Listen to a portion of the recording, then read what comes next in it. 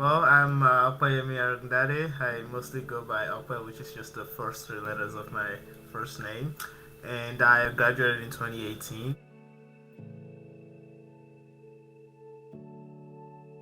I didn't know how things were going to work out, so I was looking to transfer.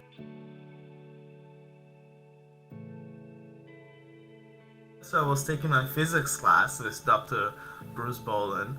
And I was doing fairly well in that class, and it was like, "Hey, Ope, like come to my office. Let's talk about you changing majors to physics."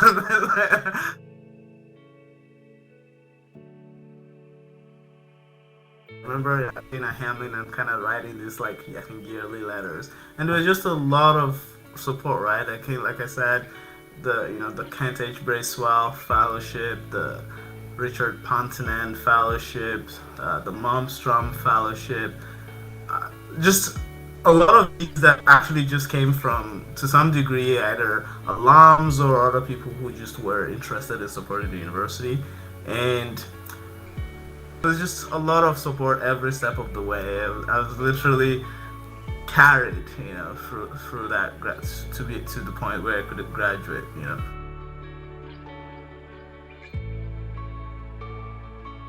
So my lab makes quantum dots. They're I mean, most physics students in Hamlin will probably know this. I think it's one of the first experiments we do in the I think the modern physics class, but that's really what my research is focused on now.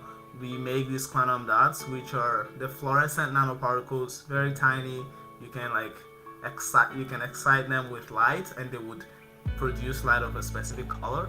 And we use them essentially as a probe to study cells and tissues.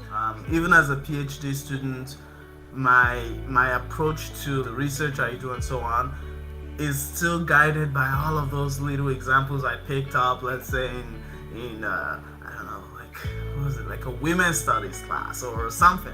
They may not actively play a role in every step or decision you make or every research you do, but it becomes a large part of that worldview. And every once in a while, there is something that just is like, oh wow, I know that through this random class I had to take my junior year.